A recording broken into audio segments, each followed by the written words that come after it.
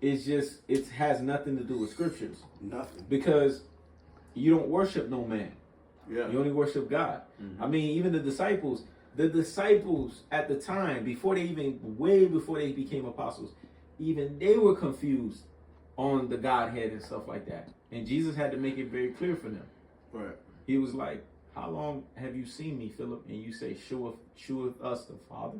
Right. For if you have seen me, you have both seen and heard the Father. Right. Shut it down. That's after that, there was no like debate. Mm-hmm. Everybody knew after that.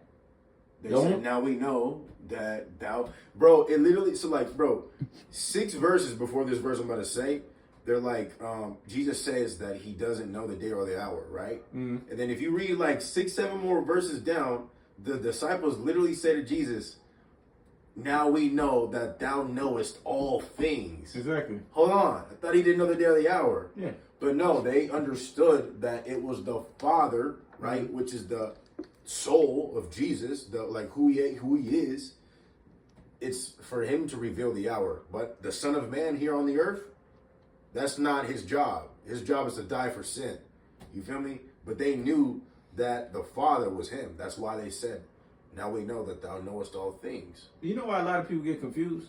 Because what they don't realize is Jesus, while he's on the earth, he's speaking in a servitude role. So Amen. Because he's speaking in a servitude role, he has to give the distinction because he's human. Right. But he's still God. Mm-hmm. He's fully God, but he's fully human. Mm-hmm. And then you got his same nature that's in heaven that's fully God. So what he's basically telling you is because I came through flesh, I am worshiping this being because I need to show you an example of how you need to worship the being. Amen. It's not that I'm doing it because I'm lesser than him. I got to trace this example for you guys so that you guys know how to do it.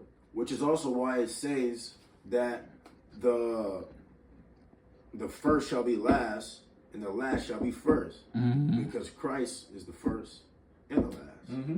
So he came to serve. Yeah. Right? Yeah. He became obedient unto death. Mm-hmm.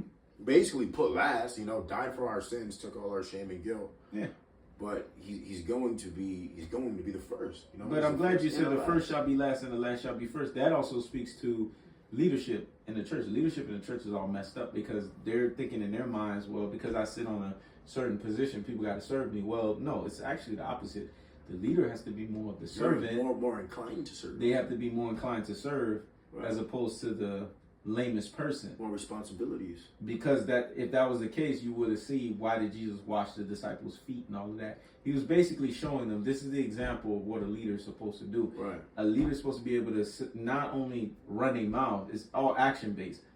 I gotta get my hands even more dirtier than everybody else. Right.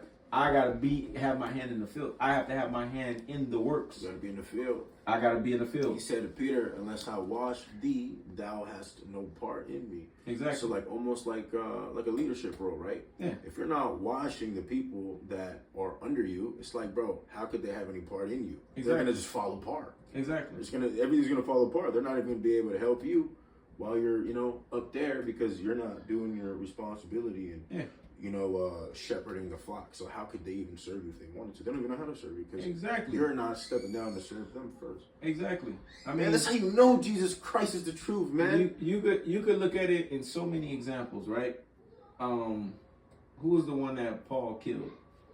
When Paul was persecuting the church and he was Saul.